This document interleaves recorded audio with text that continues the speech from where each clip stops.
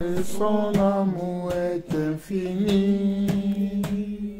Il est bon, Jésus est bon. Il est bon et son amour est infini. Alléluia. Il est bon et son amour est infini. Il est bon. Il est bon et son amour est infini. Dieu est bon. Il est bon, Jésus est bon. Il est bon et son amour est infini. Alléluia. Il est bon, Jésus est bon. Il est bon et son amour est infini. Oh Dieu, tes bienfaits, tes bienfaits sont infinis.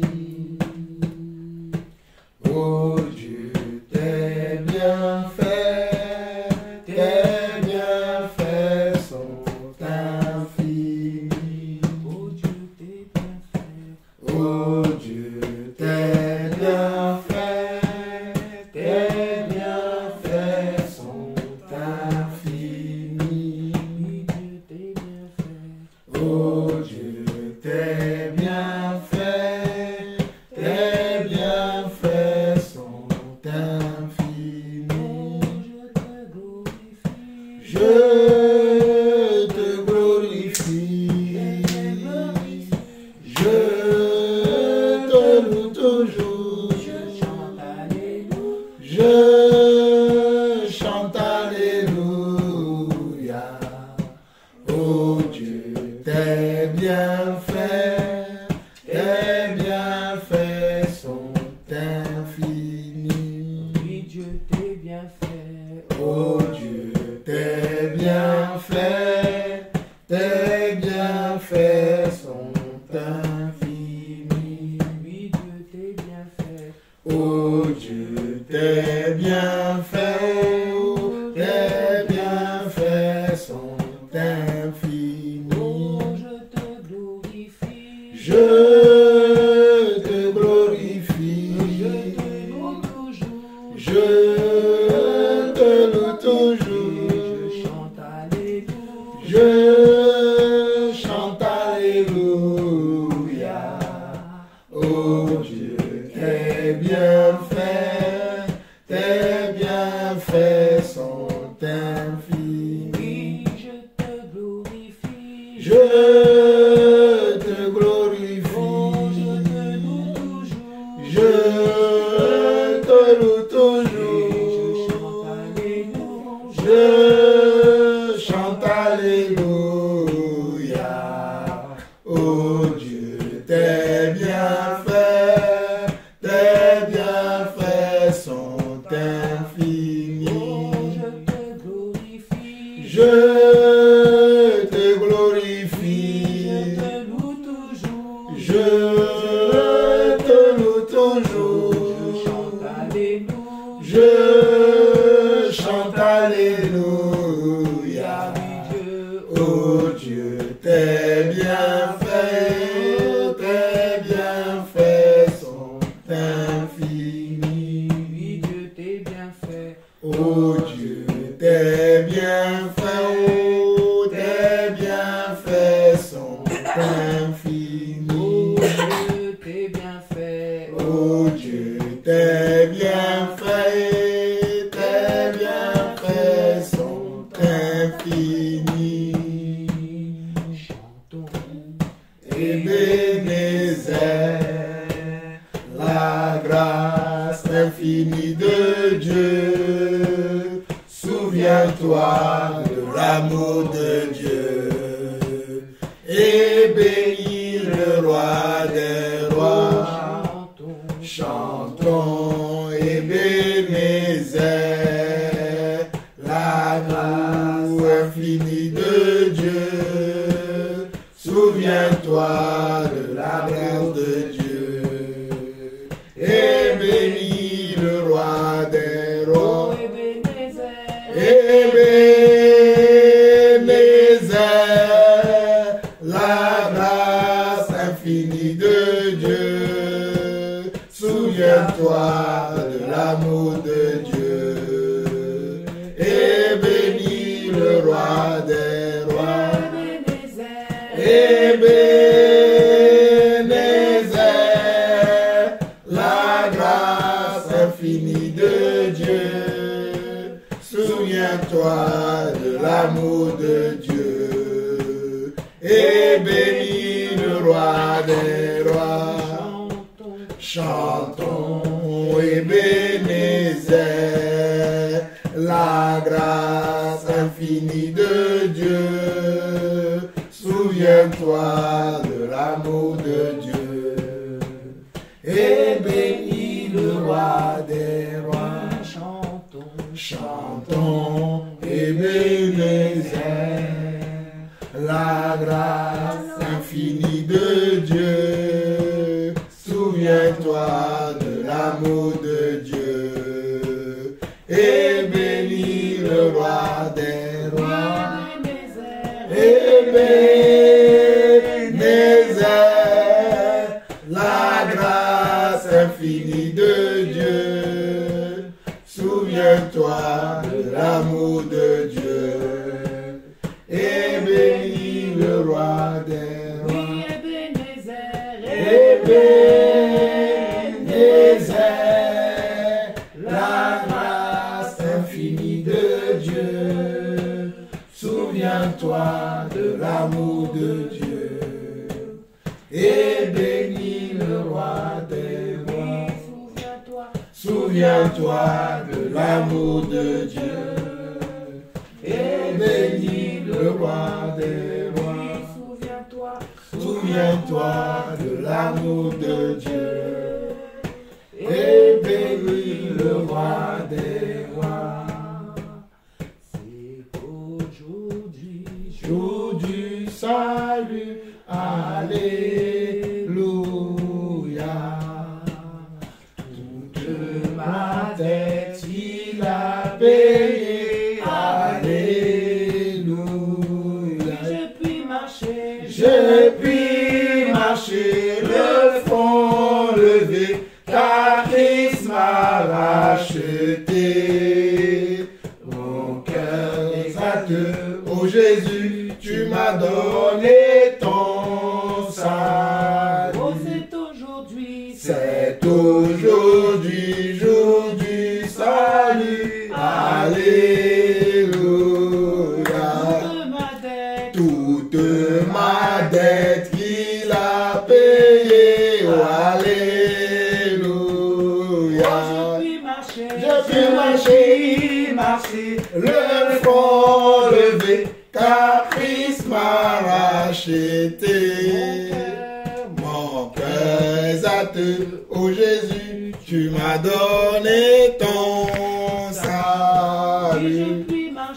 J'ai pu marcher le front levé, car Christ m'a racheté. Mon cœur exalte, ô Jésus, tu m'as donné ton salut. Mon cœur t'exalte, ô Jésus, tu m'as donné ton salut. Mon âme t'exalte, ô Jésus, tu m'as donné ton âme. Oui, je puis marcher le front levé, car Christ m'a racheté. Mon cœur t'exalte, ô Jésus, tu m'as donné ton salut. Ô Jésus, tu m'as donné ton salut. Honneur à l'agneau, alléluia. Honneur à l'agneau, alléluia. Honneur à l'agneau, alléluia. Honneur à l'agneau, alléluia. Merci à l'agneau. Alléluia. Merci à l'agneau. Alléluia. merci à l'agneau, alléluia. Merci à l'agneau, alléluia. Puissance à l'agneau. Alléluia. Puissance à l'agneau. Alléluia. Puissance à l'agneau, alléluia. Puissance à l'agneau, alléluia. Honneur à l'agneau, alléluia. Honneur à l'agneau, alléluia. Honneur à l'agneau, alléluia. Honneur à l'agneau, alléluia. Victoire à l'agneau. Alléluia. Victoire à l'agneau, alléluia. Victoire à l'agneau, alléluia. Victoire à l'agneau, alléluia. Louange à l'agneau. Louange à l'agneau. Alléluia. Louange à l'agneau. Alléluia.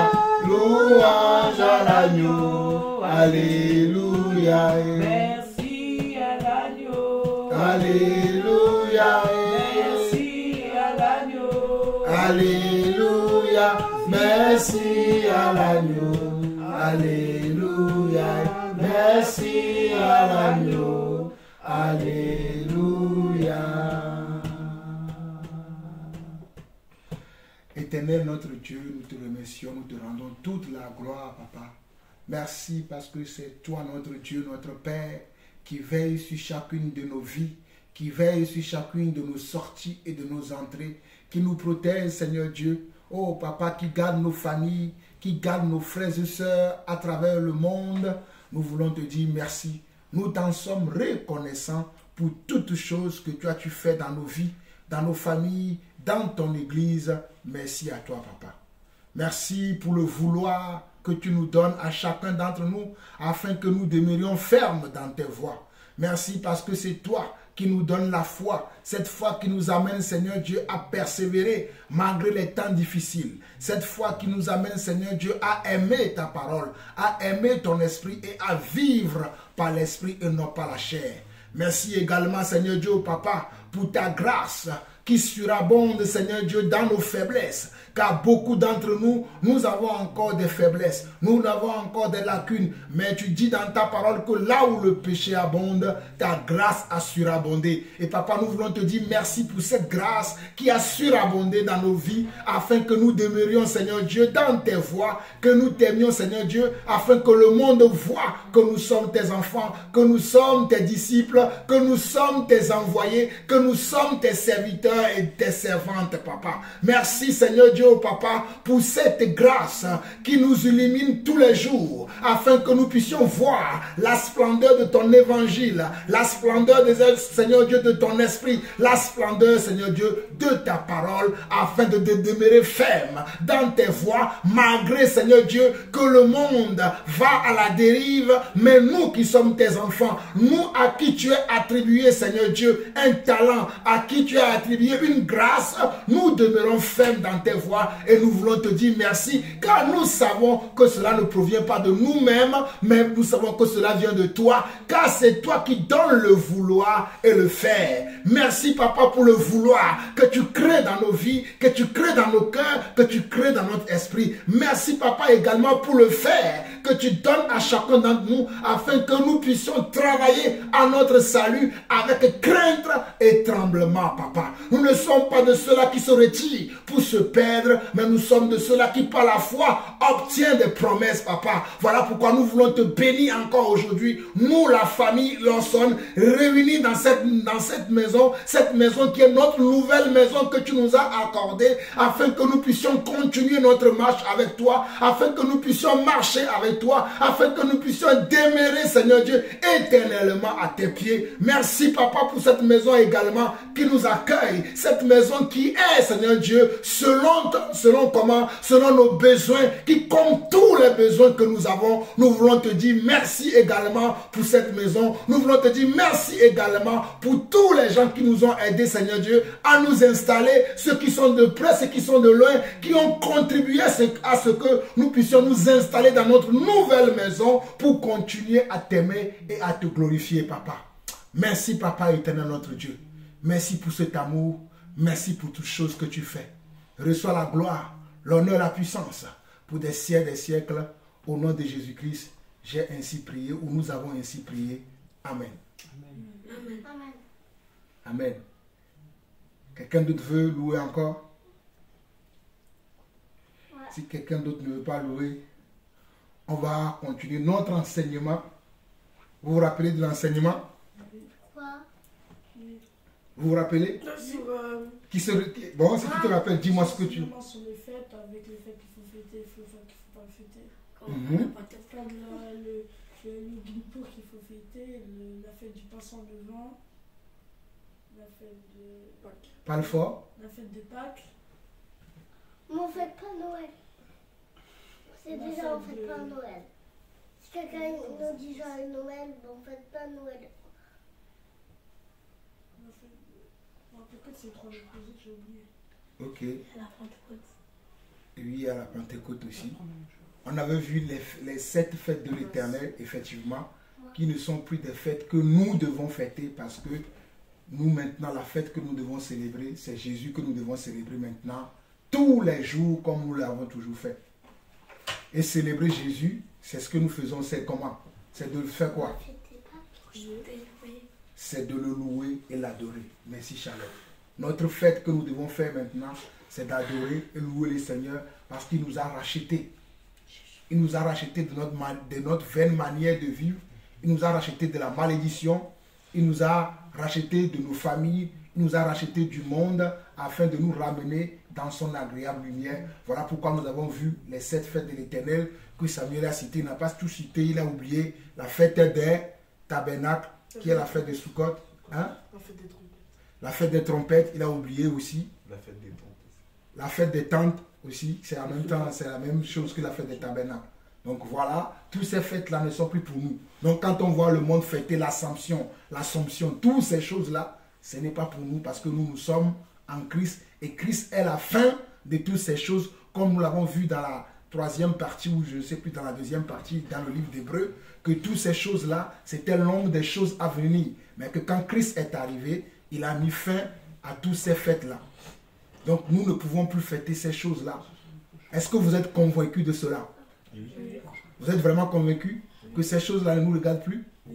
Bon, si vous êtes convaincus, on va finir maintenant cet enseignement aujourd'hui pour voir maintenant qu'est-ce que nous devons faire maintenant.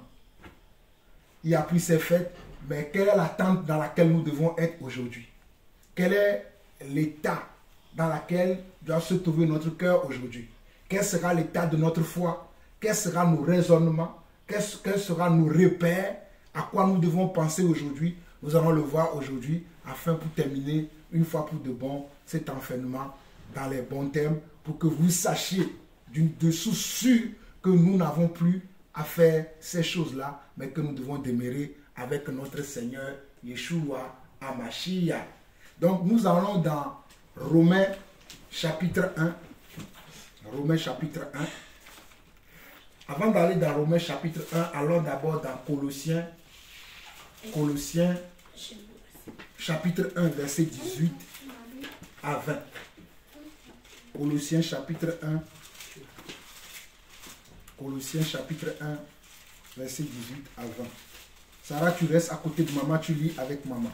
Colossiens chapitre 1, verset 18 à 20.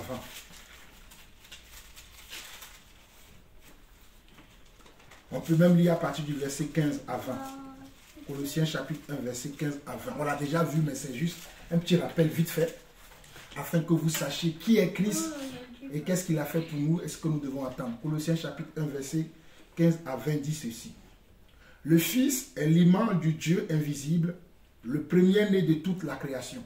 le Fils, c'est-à-dire Jésus-Christ, car en lui ont été créées toutes choses, les choses qui sont dans les cieux et sur la terre, les visibles et les invisibles, trône, dignité, domination, autorité. Tout a été créé par lui et pour lui. Donc nous comprenons que tout ce que nous voyons sur la terre, que ce soit les choses visibles ou non visibles, c'est-à-dire les invisibles que nous ne voyons pas, mais nous savons que ça existe, toutes ces choses-là ont été créées par qui? Par Dieu, qui est le Fils. Et qui ont été créés pour qui? Pour lui toujours. Amen, shalom. Donc on continue.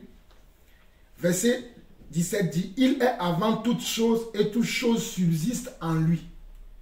Donc le Jésus-Christ là, il est avant toutes choses et toutes choses subsistent à cause de lui. Et on nous dit, il est la tête du corps de l'Église. Donc c'est Jésus-Christ qui est la tête du corps de l'Église. Ce n'est pas un homme qui est la tête du corps de l'Église. Ce n'est pas le pape qui est à Rome qui est la tête du corps de l'Église. Comprenez, c'est très important ce que nous sommes en train de voir. Qui est la tête de l'Église? Qui est la tête de l'Église? Qui est la tête de l'Église? Vous êtes sûr de ce que vous racontez? Ok. Donc si vous êtes sûr, si quelqu'un vous dit un jour que le pape a dit ça, que c'est ce que nous devons faire, nous savons que le pape n'est pas la tête de l'Église, mais que celui qui est la tête de l'Église, c'est Jésus. On continue. Il est la tête du corps de l'Église, il est le commencement, le premier-né d'entre les morts, afin d'être en tout le premier. Donc, lui, qui est la tête du corps de l'Église, il est en même temps le commencement. C'est lui qui commence toutes choses. C'est lui qui doit commencer même notre vie spirituelle, notre vie dans la foi, notre vie dans le Seigneur. C'est encore Jésus qui doit le commencer. Donc ce n'est pas quelqu'un d'autre. Donc nous devons à lui ce respect-là, cet honneur-là. Donc il continue en disant au verset 19, déjà dans le verset 18, il dit, il est le commencement, le premier-né d'entre les morts, afin d'être en tout le premier. Mais en tout, Jésus doit être la tête. Dans ton foyer, Jésus doit être la tête. Dans ton travail, le Seigneur doit être en tête. Dans ton sport, vous les sportifs qui sont au milieu de nous. Hein? Dans ton sport, Jésus doit être le premier. Tu ne vas pas dire parce que je suis sportif, tu mets Jésus au second plan. Non, Jésus doit être toujours le premier. En tout ce que tu fais. Il continue au verset 19. Car Dieu a voulu faire habiter toute plénitude en lui. Dieu a voulu que toute sa plénitude soit dans le Fils qu'il nous a montré. C'est Dieu qui a voulu que les choses soient ainsi. Ce n'est pas un homme qui a voulu que les choses soient ainsi. On peut rejeter une parole d'un homme, mais on ne peut pas rejeter une parole de Dieu. Je peux rejeter une loi humaine, mais je ne peux pas rejeter une loi qui est divine. Divine veut dire qui vient de Dieu, que Dieu a donné. Amen. Verset 20 où nous allons arrêter ici. Il a voulu par lui tout réconcilier avec lui-même, tant ce qui est sur la terre que ce qui est dans les cieux, en faisant la paix par lui, par le sang de sa croix. Donc, pour faire la réconciliation, il a fallu que Jésus vienne. Voilà pourquoi il est mort à la croix, comme nous avons vu dans la deuxième et dans la troisième partie, que c'est la mort et la résurrection du Christ qui fait que tous ces fêtes-là qu'on fêtait dans le passé ont pris fin, ont cessé. Ils ne sont plus d'actualité. C'est Jésus qui a voulu ça. Voilà pourquoi on nous dit au verset 20 de 1 Colossiens 1, il a voulu par lui tout réconcilier. Parce qu'avant, on fêtait ces fêtes-là pour s'approcher de Dieu. Parce qu'avant, les hommes n'avaient pas la possibilité de s'approcher de Dieu. Parce qu'ils n'étaient pas saints, ils n'étaient pas purs, ils n'étaient pas justes, ils n'étaient pas clean. Mais quand Jésus est venu nous réconcilier par le sang qu'il a versé à la croix, nous devenons des saints. Est-ce que vous savez que nous sommes des saints maintenant? Non. Si vous ne le savez pas, sachez-le maintenant. Nous sommes des saints maintenant parce que par sa mort et sa résurrection, il nous a sanctifiés, il nous a justifiés et il nous a glorifiés. Quand on regarde dans Romains chapitre 8, on voit ça. Dans Romains chapitre 8, il nous a comment? Il nous a sanctifiés par sa mort et sa résurrection. Donc nous sommes maintenant la famille des saints. On peut m'appeler Saint Jean-Paul. On peut appeler maman Saint comment? Saint Elisheba ou Sainte Nadine. On peut dire à Shalom, Saint Shalom. On peut dire Saint David. Nous sommes maintenant la famille des saints parce que nous avons été réconciliés avec Christ. Ce n'est pas ce qu'on voit l'église catholique faire, quelqu'un meurt, quelques années plus tard on va dire on le canonise, il devient saint. Non. C'est Christ qui, quand Christ vient dans ta vie, tu deviens un homme saint. Quand tu n'avais pas Christ, tu étais comment? Tu étais un non sanctifié. Mais quand Christ vient dans ta vie, il te sanctifie afin que tu deviens sans défaut, sans tache. Mais tu dois conserver maintenant cette sanctification jusqu'à la fin. Voilà pourquoi il dit, celui qui persévérera jusqu'à la fin sera sauvé. Si tu te laves, tu es propre, non? Oui. Mais maintenant, quand tu te laves, si après tu viens se mettre dans la boue, est-ce que tu seras encore propre? Non. Donc quand tu te laves, tu dois faire tout pour garder la propreté que tu as eue lorsque tu es sorti du bain ou de la douche. C'est la même chose, la sanctification que le Seigneur nous a donnée par son précieux sang qu'il a versé à la croix. Nous devons garder cette sanctification-là jusqu'à la fin. Amen. Amen. Donc, on va aller maintenant dans ce fameux Hébreu 1 maintenant. J'ai dit Hébreu 1, Romains 1. Après, on va aller dans Hébreu 1. Romains chapitre 1. Verset 18 avant. Romains chapitre 1, verset 18 avant. Et je préférais que Sœur Elisheba nous lise ça dans la version juive hébraïque. Romains 1, verset 18 avant. Vas-y ma soeur, lis-nous ça. Depuis le ciel, la colère de Dieu est révélée contre toute impiété et toute méchanceté des hommes qui, dans leur perversité, étouffent la vérité. Car ce que l'on sait de Dieu est montré de façon claire pour eux, puisque Dieu leur a montré clairement. En effet, depuis la création de l'univers, ses qualités invisibles, sa puissance éternelle et sa nature divine se voient clairement et peuvent être comprises quand on considère ses œuvres. Par conséquent, ils sont sans excuse. Amen. Vous voyez? Donc, on voit dans ce chapitre 1 de Romains chapitre 1, le verset 18-20, que les hommes ne peuvent pas dire qu'ils ne connaissent pas Dieu. Qu'ils ne connaissent pas Dieu et qu'ils ne connaissent pas sa volonté. Car la volonté de Dieu, Dieu le leur a fait connaître à tous les hommes. Mais c'est les hommes eux-mêmes qui ont décidé délibérément de leur propre chef à maintenir la vérité comment? Captive, sans révéler la vérité aux hommes. Parce que s'ils révèlent la vérité aux hommes, les hommes ne vont plus leur donner par exemple la dîme. La dîme n'est plus d'actualité. Puisqu'on nous dit que Dieu nous a bénis de toutes sortes de bénédictions spirituelles dans les lieux célestes selon Éphésiens chapitre 1. Mais si les hommes tiennent ces propos-là, leurs fidèles au dos duquel ils vivent ne vont plus venir donner la dîme. Donc ils préfèrent donner des mensonges, comme le pape qui donne le mensonge aussi à Rome, comme les pasteurs, les prêtres et tous ces soi-disant religieux qui inventent des paroles qui ne sont pas de Dieu. La plupart d'entre eux connaissent la vérité. Ce n'est pas moi qui ai écrit ce verset. Hein. Regardez, hein. Je le relis dans la version Louis II qui dit, Romains 1, verset 18 à 20, « La colère de Dieu se révèle du ciel contre toute impiété et toute injustice des hommes qui retiennent injustement la vérité captive. » La colère de Dieu se révèle contre qui? Contre les hommes. C'est nous les hommes qui faisons comment? Qui faisons mal à Dieu.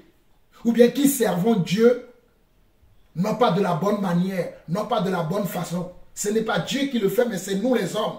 On présente Dieu mal aux gens. On dit aux gens, crois en Dieu, tu vas être riche.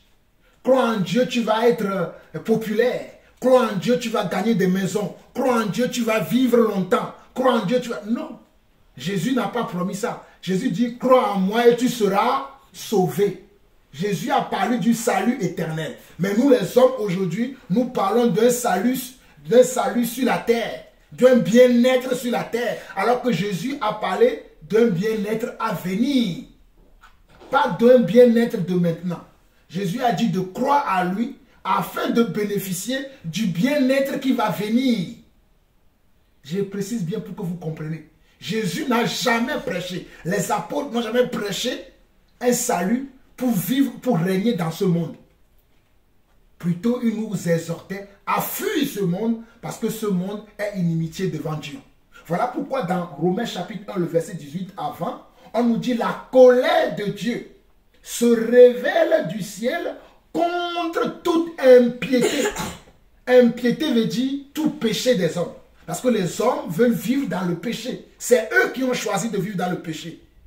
Ils ont choisi de ne pas obéir à Dieu et de demeurer dans le péché. Voilà pourquoi on dit la colère de Dieu se révèle du ciel contre toute impiété et toute injustice des hommes qui retiennent injustement la vérité captive. C'est injuste ce qu'ils font. Ce n'est pas que cela est juste. C'est injuste qu'ils retiennent comment? La vérité captive parce qu'ils connaissent la vérité. Au lieu de partager la vérité à tout le monde, afin que tout le monde soit au courant de la vérité et que tout le monde soit libre, non, ils préfèrent faire des gens des esclaves. Leur joie est comme disent certains. En les maintenant comment? Dans la quoi? Dans l'ignorance. Le but des religieux ou des religions, c'est de maintenir les gens dans l'ignorance.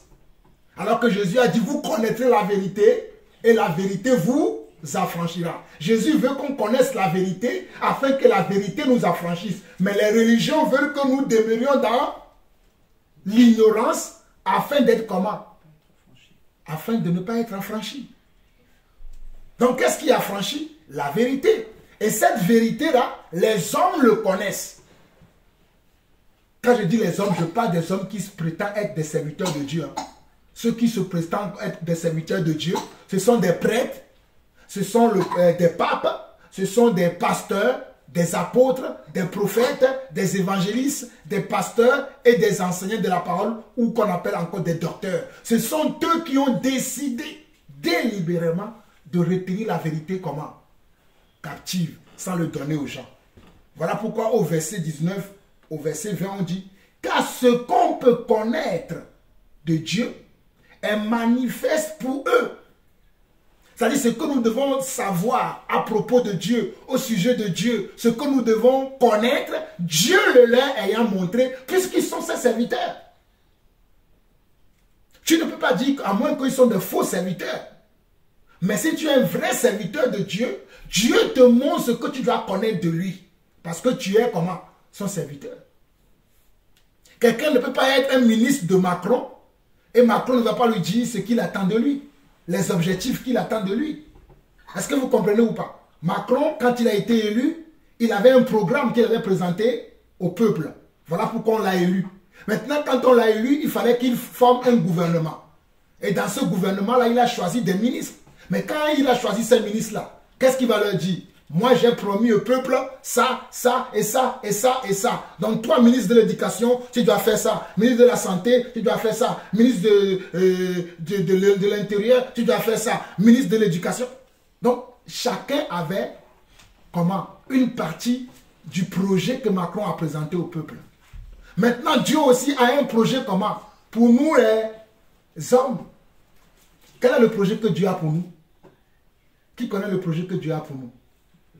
Oui, vas-y. Aller au paradis. Amen. Le projet que Dieu a pour nous, c'est d'aller au ciel. Que Shalom a dit aller au paradis.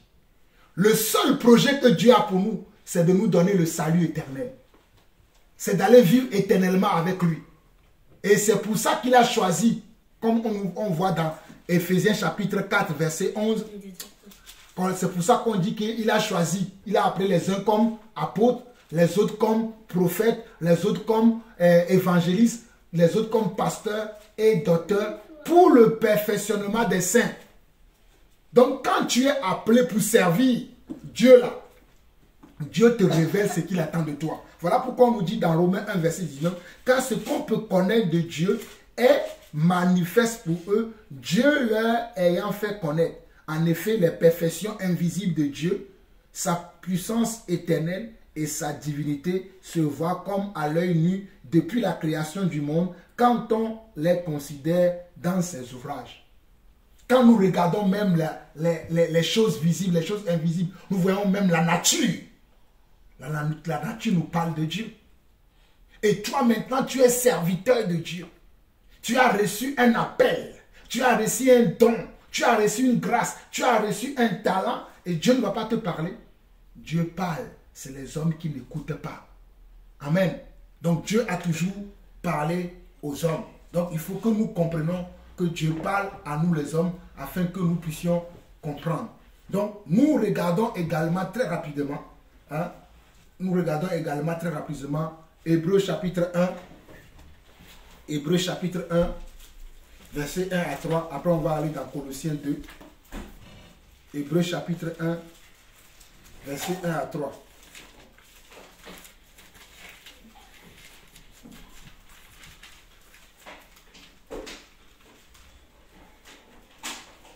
Hébreux chapitre 1.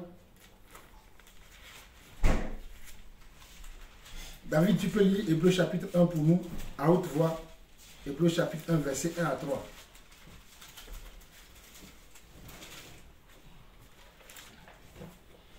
Après avoir autrefois à plusieurs reprises et de plusieurs manières parlé à nos pères par les prophètes, Dieu, dans ces derniers temps, nous a parlé par le Fils, qu'il a établi héritier de toutes choses, par lequel il a aussi créé le monde, et qui étant le reflet de sa gloire et l'empreinte de sa personne, et soutenant toutes choses par sa parole puissante, a fait la purification des péchés, et s'est assis à la droite de la majesté divine dans les lieux très hauts.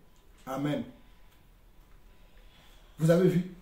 On nous dit, Hébreux chapitre 1, verset 1 à 3 dit, après avoir autrefois, à plusieurs reprises et de plusieurs manières, parlé à nos pères par les prophètes. Donc Dieu a toujours cherché à parler comment? Aux hommes. Que personne ne vous dit que non. Pourquoi? Parce que souvent les gens disent, mais si Dieu là existe là, pourquoi il ne nous parle pas? Pourquoi il ne nous montre pas les choses? Pourquoi il ne révèle pas les choses? Pourquoi il ne dit pas les choses? Nous avons la réponse ici dans Hébreux chapitre 1. On nous dit, après avoir autrefois, à plusieurs reprises et de plusieurs manières. Donc Dieu a toujours parlé de plusieurs manières et à plusieurs reprises. Il n'a pas parlé une seule fois, il n'a pas parlé 2 fois, il n'a pas parlé 3 fois, ni 4 fois, ni 5 fois, mais plusieurs fois. Et de plusieurs manières, Dieu a cherché à communiquer aux hommes ses intentions, ses souhaits, ses projets, ce qu'il veut, ce qu'il ne veut pas. Dieu a toujours cherché à le communiquer. Dans les anciens temps, il a cherché à le communiquer au travers de qui? Des prophètes. Comme on voit ici. Je relis encore ce que David vient de nous lire dans Hébreux 1. Hébreux 1, verset 1, chapitre 1, verset 1 à 3 qui dit, après avoir autrefois à plusieurs reprises et de plusieurs manières parlé à nos pères par les prophètes, Dieu dans ces derniers temps nous a parlé par le Fils. Donc dans les temps anciens, Dieu parlait de plusieurs manières et à plusieurs reprises par les prophètes. Mais au jour d'aujourd'hui, Dieu parle par qui? Hein? Non, non. Dieu, dans ces derniers temps, nous a parlé par le Fils. Et le Fils, c'est quoi? C'est la parole. Parce qu'on dit au commencement était la parole était avec Dieu et la parole était Dieu.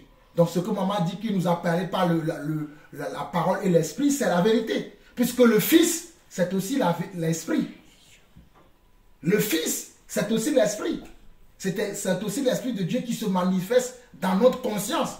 Qui nous dit, va, ne va pas. Triche, ne triche pas. Vole, ne vole pas. Quand je dis le Fils nous dit, c'est pas le Fils qui te dit de voler. Quand dans ta conscience, tu veux voler et qu'il y a un autre esprit qui te dit ne vole pas, c'est ça le Fils. Le Fils là, qui est en nous là, il va te dire ne vole pas, ne mens pas, ne dis pas des balivernes, ne cache pas. Vous voyez? Donc le Fils est en nous. Voilà pourquoi on nous dit, Dieu dans ces derniers temps, le verset 2 d'Hébreux 1 dit, Dieu dans ces derniers temps nous a parlé par le Fils il a établi héritier de toutes choses. Par lui, il a aussi créé l'univers. Par le Fils, Dieu a aussi créé quoi? L'univers. Comme on l'a vu dans Colossiens 1, que toute chose a été créée par lui. Et on nous dit, le Fils est le reflet de sa gloire et l'empreinte de sa personne, et il soutient toutes choses par sa parole puissante. Donc nous sommes sûrs et certains que le Fils, c'est la parole. Voilà pourquoi il soutient toutes choses aussi par la parole. Donc nous ne pouvons pas rejeter la parole de Dieu. Celui qui rejette la parole de Dieu, en réalité, il rejette qui? Il rejette Dieu. Merci Sam Emmanuel. Celui qui rejette la parole, il rejette Dieu. Oh, c'est Jean-Paul Lawson qui a prêché ça. Mais tu ne rejettes pas Jean-Paul Lawson. Certes, tu peux rejeter Jean-Paul Lawson parce que c'est lui qui parle de la part de Dieu. Mais c'est Dieu que tu rejettes. Puisque moi, je ne répète que la parole de Dieu. Je suis comme un perroquet qui répète ce qu'il a entendu. Ah non, pas puisque c'est Jean-Paul Lawson qui dit je ne vais pas accepter. Eh bien, c'est Dieu que tu rejettes. Puisqu'on dit que le Fils est le reflet de sa gloire et l'empreinte de sa personne. Et il soutient toutes choses par sa parole puissante. Le Fils soutient toutes choses comment? Par la parole puissante de Dieu.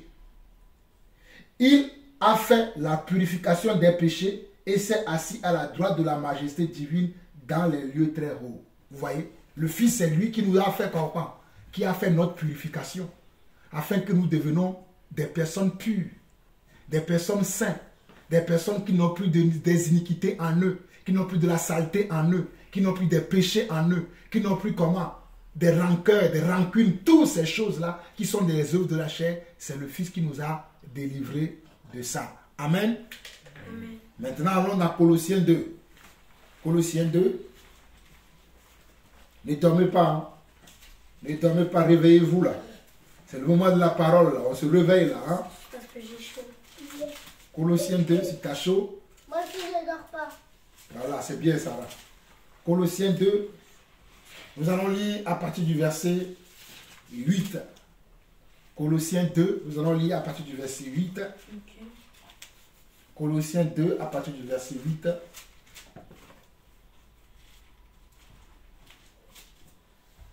Colossiens 2, à partir du verset 8.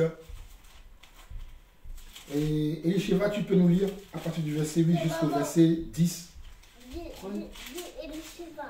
Prenez garde que personne ne vous asservisse par le biais de la philosophie et par de vaines tromperies qui s'appuient sur les traditions humaines, en accord avec les éléments spirituels du monde et non selon le Messie.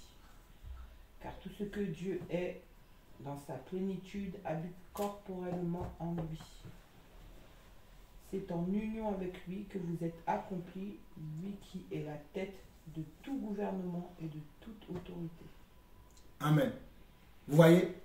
Donc nous devons faire gaffe, si je veux employer un terme mondain, nous devons faire gaffe à nous de ne pas succomber à la philosophie des hommes. Aujourd'hui, les hommes sont très philosophes. Parle-leur de Dieu. Oh non, ton Dieu là, s'il existe vraiment, pourquoi la guerre en Ukraine, il ne fait rien? Oh ton Dieu là, s'il existe vraiment, pourquoi il y a la famine dans certaines régions de la terre?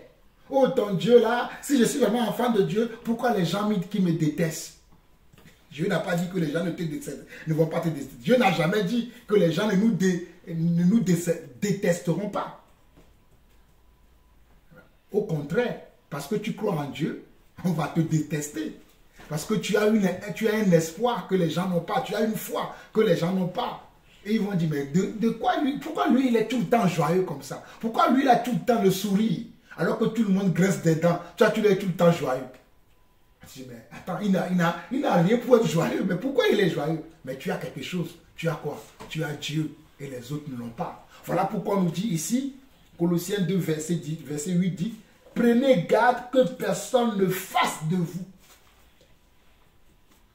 Si tu ne prends pas garde, les gens vont faire de toi leur proie, comme je l'ai dit tout au début. Les gens connaissent la vérité, mais ils ne veulent pas donner cette vérité-là aux gens pour que les gens soient libres. Ils préfèrent leur dire, demain on va gêner, après demain on va gêner, Après demain aussi, on va jeûner pour que Dieu te sauve. Qui t'a dit que pour que tu sois sauvé, Dieu, tu as besoin de jeûner? Ce n'est pas ce que Dieu a dit. Dieu a dit que crois. Crois et tu seras sauvé. Mais on te donne des plans qui sont des plans humains, qui sont de la philosophie humaine. Oh non, pour ton salut là, pour ce truc-là, tu as besoin de comment? De jeûner. Mais non, tu as besoin d'avoir foi en Dieu. Voilà pourquoi on dit ici, verset 8, on dit, prenez garde que personne, dans le mot personne, vous devez comprendre que ce mot personne-là, il y a le pape dedans. Il y a les apôtres dedans. Il y a les prophètes dedans. Il y a les évangélistes dedans. Il y a les pasteurs dedans. Il y a les enseignants de la parole dedans. Il y a toutes les religions dans le mot personne. Et il y a tous les politiques aussi dedans. Parce que les politiques aussi font des gens comment? Des proies. Hein? Que ce soit la gauche, la droite. La droite et la gauche extrême, la droite extrême. Ou je ne sais pas, le centre, toutes ces choses-là. Ce sont comment? Des esprits. Aussi ces choses. Voilà pourquoi on dit, prenez garde que personne ne fasse de vous sa proie par la philosophie et par une vaine tromperie, s'appuyant sur la tradition des hommes. Dans les religions, les gens s'appuient sur leur tradition. Dans la politique, les gens s'appuient sur la philosophie.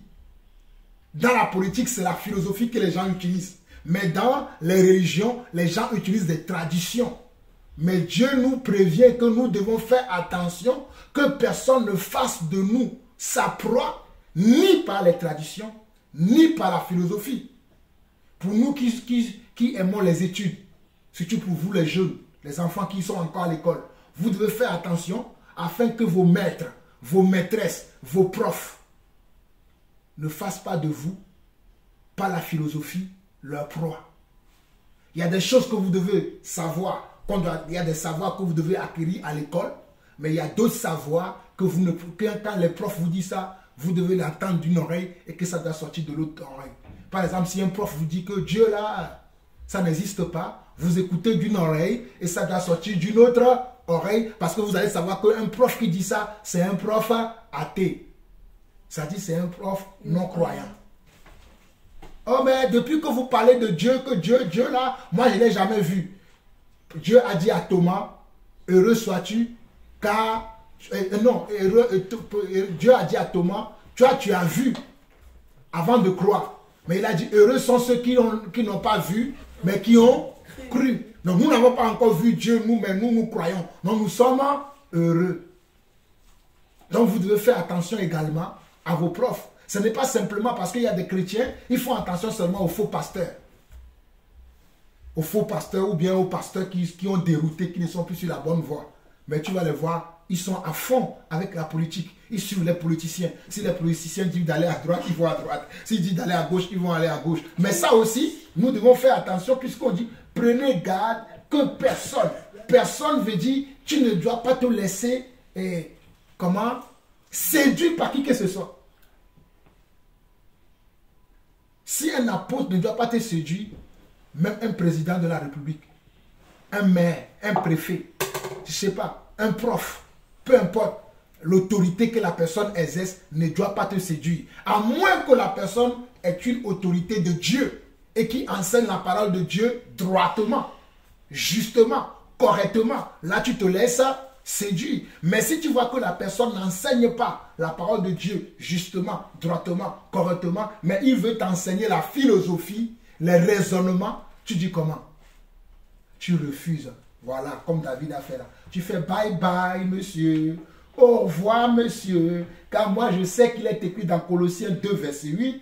Prenez garde que personne ne fasse de vous sa proie par la philosophie et par une vaine tromperie s'appuyant sur la tradition des hommes, sur les principes élémentaires du monde et non sur Christ.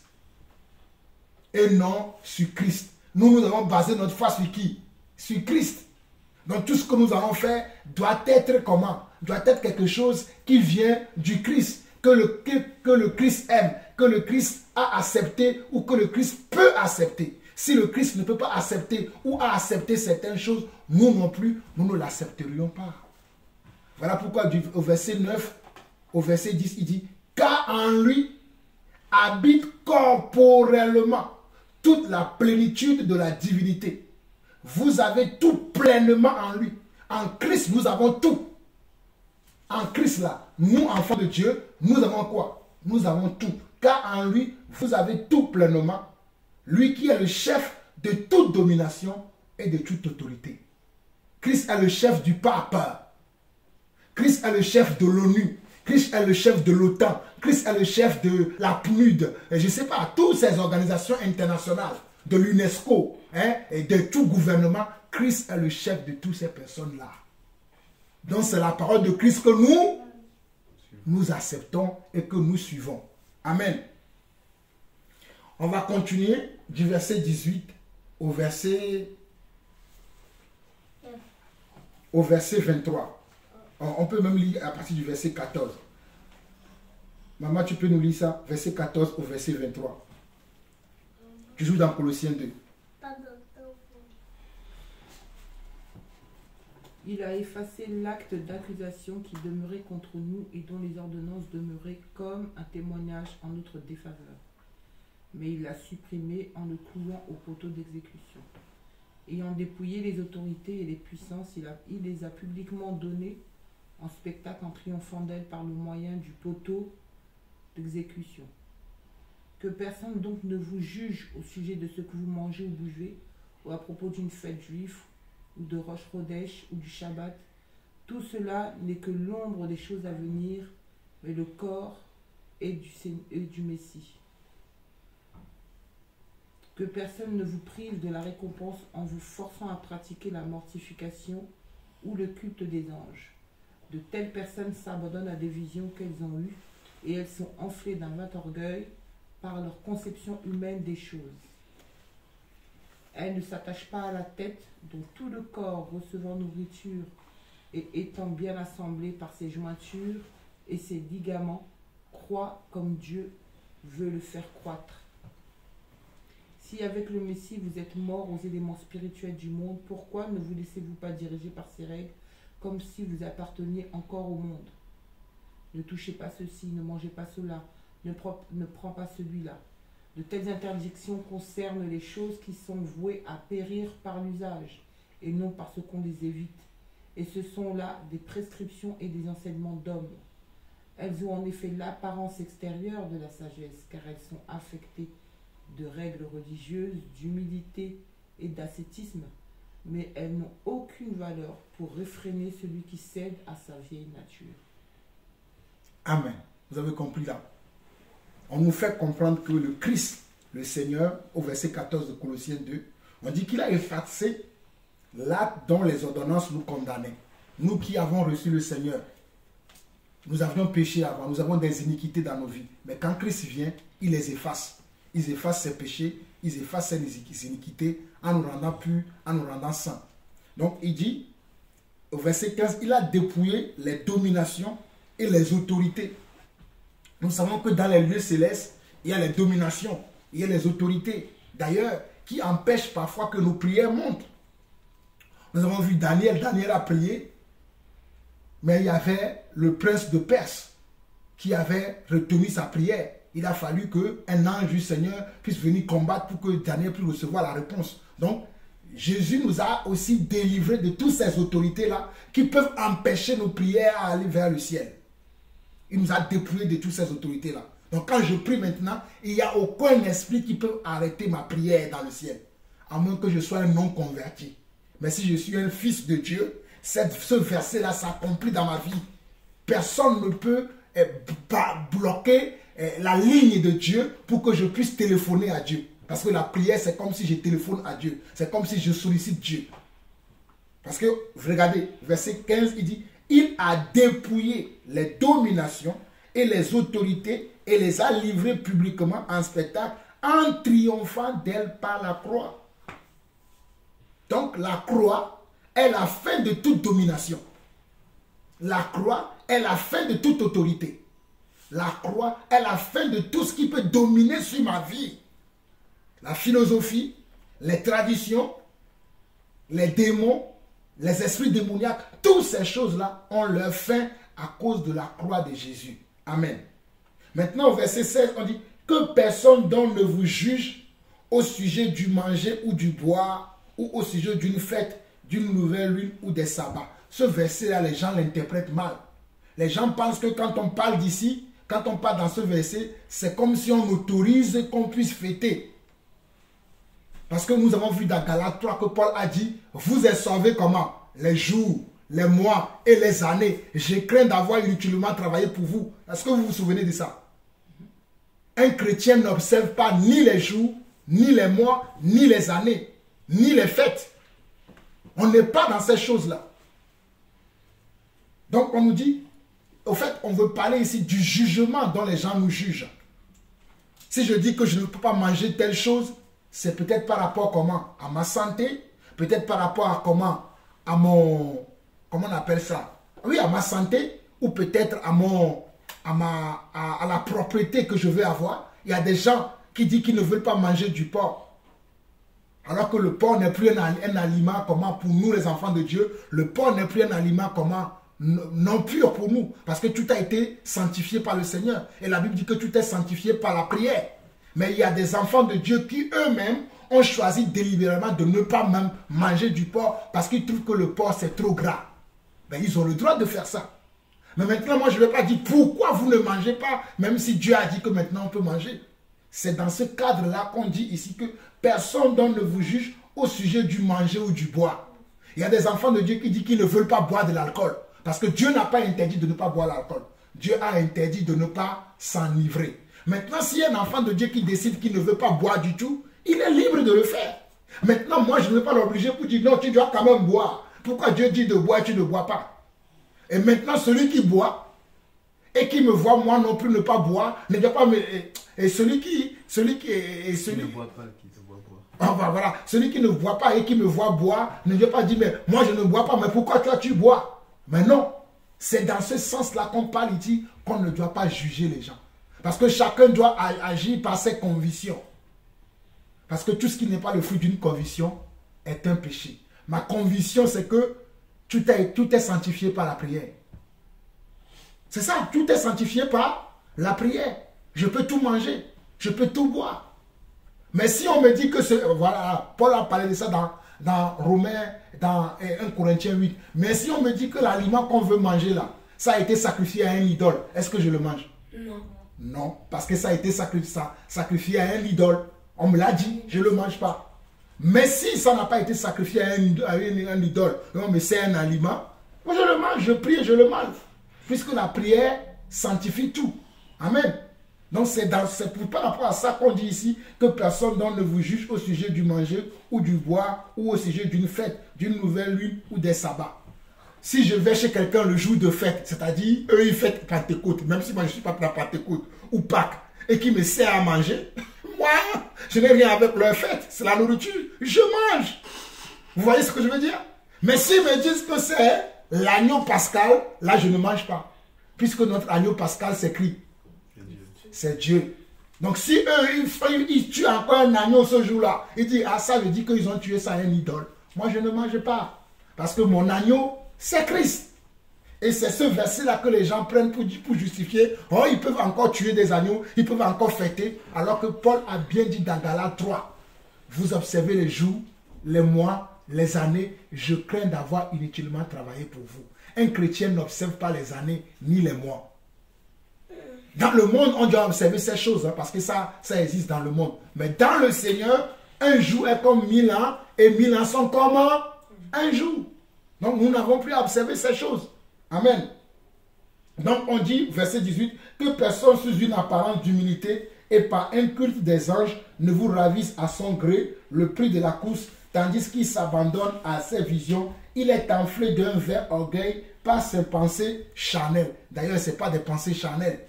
Vous voyez, il est bien écrit qu'on va commencer à te dire, sans s'attacher au chef, verset 19, sans s'attacher au chef, dont tout le corps assisté et solidement assemblé par des jointures et des liens tire l'accroissement que Dieu donne. Si vous êtes mort avec Christ au principe élémentaire du monde, pourquoi, comme si vous viviez dans le monde, vous impose-t-on ces préceptes? Ne prends pas, ne goûte pas, ne touche pas. Vous voyez? C'est pour ça qu'il ne faut pas rester juste sur le verset 16 pour dire, ah, je peux encore fêter, je peux encore faire ceci. Il faut lire le passage jusqu'à la fin pour comprendre la pensée de l'esprit, pour comprendre ce que l'esprit veut nous transmettre. Quelle est la direction que le Seigneur veut nous donner. La direction, c'est que on va te dire de ne pas toucher telle chose. Ça peut être vrai. On va te dire de ne pas goûter cette chose. Ça peut être vrai. Mais il y a certaines choses qu'on va te dire. Ce sont des principes élémentaires du monde qui sont basés sur les principes des hommes, sur la philosophie des hommes, la tradition des hommes qui n'ont rien à voir avec Dieu. Comme dans Matthieu 15. Ils ont vu les disciples de Jésus qui n'ont pas lavé les mains avant de manger. Ils ont dit à Jésus, mais tes disciples, ils n'ont pas lavé les mains avant de manger. Et Jésus a donné encore un enseignement là. Il a dit, ce qui rentre dans l'homme, ce n'est pas ce qui suit l'homme, mais c'est ce qui sort de l'homme qui suit l'homme. C'est de là qui viennent les meurtres, les adultères, les commérages, toutes ces choses-là, ça vient du cœur de l'homme. Mais ce qui rentre dans l'homme, va dans les lieux secrets. Les lieux secrets, c'est où? Va dans les toilettes. Tu manges, tu vas aller aux toilettes après. L'estomac va faire son travail. Le pancréas, le foie, hein? L'intestin, tous ces organes-là vont faire leur travail et après tu vas aller dans les lieux secrets pour mettre les déchets là-bas. Voilà. Mais maintenant, si tu as les mains sales, très sales, et que tu vas manger, soyons aussi propres. Si tu as les mains sales, tu peux attraper des bactéries et tu peux tomber malade. Ah oui, soyons aussi sages. Cela ne veut pas dire que tu dois manger les mains, tu dois manger avec les mains sales. Au moins tes mains doivent être propres.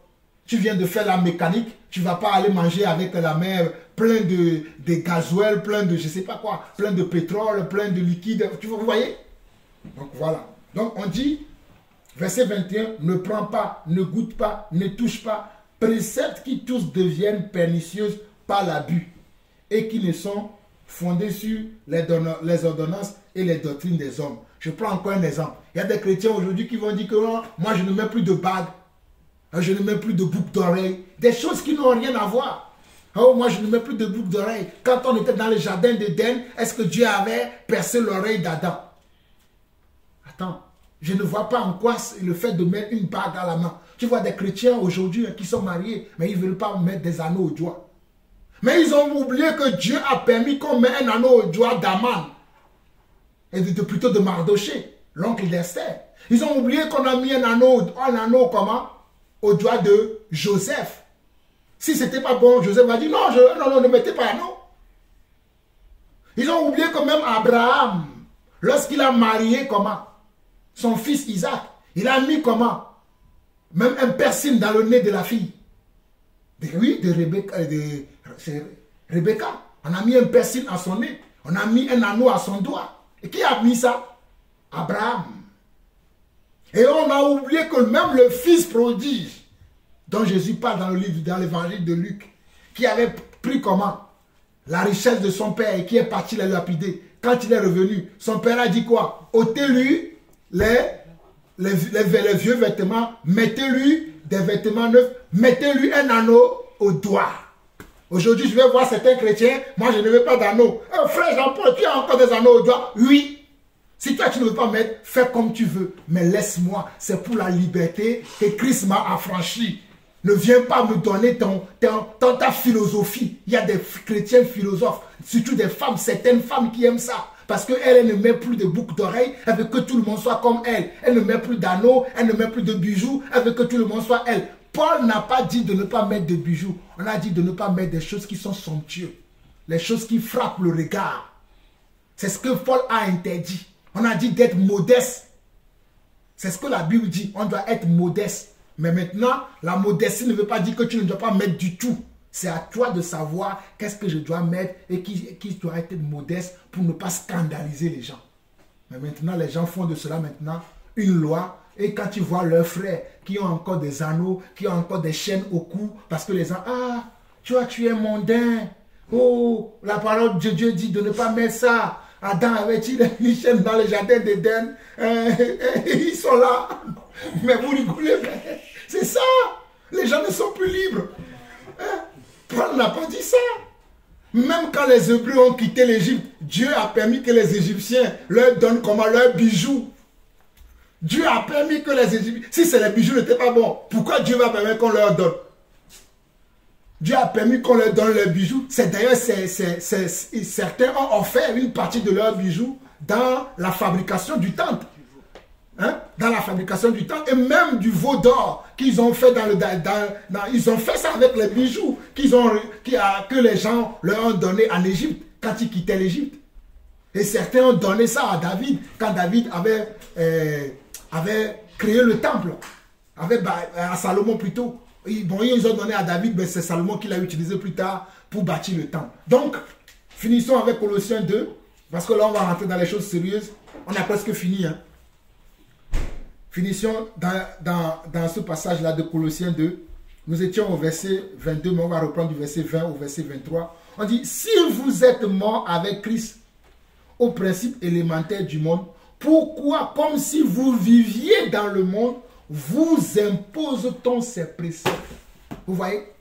Pourquoi, comme si vous viviez dans le monde, on vous impose? C'est pour ça que moi, je n'impose rien à des frères et sœurs. Ce que j'impose, c'est ce que les apôtres ont imposé. Les apôtres n'ont jamais dit de ne pas mettre de bijoux. Je ne vais pas dire parce qu'un tel a dit ça, un tel a dit ça, un tel a une révélation. Il a été en enfer, il a vu des gens, ils sont en enfer parce qu'ils ont mis des bijoux. Moi, je ne crois pas à ça. Jean-Paul Lawson ne croit pas à ça. Jean-Paul Lawson croit à la parole de Jésus-Christ et à la parole des apôtres. Je suis un apôtre, je crois à l'évangile apostolique. Je ne crois pas à l'évangile des philosophes. Les philosophes qui sont là au milieu de nous, là, je ne crois pas à ça. On nous dit, ne prends pas, ne goûte pas, ne touche pas. Préceptes qui tous deviennent pernicieuses par l'abus. C'est ça, c'est de l'abus. Et qui ne sont fondés que sur les ordonnances et les doctrines des hommes. Les hommes, Jésus a sa doctrine, mais les hommes aussi ont leur doctrine. Comme l'histoire de la pantalonnade. Une femme ne doit pas mettre de pantalon. Où ils ont vu ça? La Bible a dit que la femme doit comment? Doit couvrir son corps. Si la femme met un pantalon ample, qui ne montre pas ses formes, je trouve que c'est juste et c'est bon. Je ne vais pas commencer à dire, ah, pourquoi quand même elle a mis un pantalon, hein? Elle est dans le pantalon. Hein? Je ne suis pas dans ces choses. La Bible a parlé de la décence. Amen. Verset 23. Ils ont en vérité une apparence de sagesse. Vous voyez, quand tu entends ça, tu dis, ah, c'est vraiment la sagesse. Hein? C'est vraiment, ils ont en vérité une apparence de sagesse. Mais regardez la suite. En ce qu'il indique un culte volontaire de l'humilité et le mépris du corps. Vous voyez? Le mépris du corps. Ils ne veulent pas aimer leur corps. Ils veulent mépriser leur corps. Alors que Dieu a donné le corps afin que nous embellissions aussi le corps. Dieu a donné le corps afin que nous l'embellissions aussi avec les bijoux. Avec, dans ce cas-là, qui ne mettent pas non plus de parfum. Qui ne mettent plus non plus de déodorant. Mais ces gens-là, vous allez les voir, ils mettent quand même de déodorant, ils mettent quand même de parfum, ils mettent quand même des fois même certains, même des fonds de teint, toutes ces choses-là. Mais ils ne veulent pas mettre les boucles d'oreilles. Mon œil, ouais. Bon, on avance.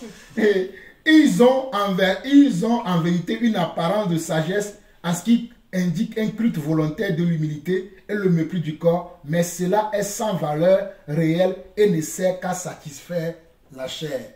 Vous voyez? Cela ne sert qu'à satisfaire la chair. Mais j'avoue quand même que certains de nos mamans, surtout les mamans africaines, quand je vois comment ils mettent leur fond de teint, des fois c'est trop, c'est exagéré.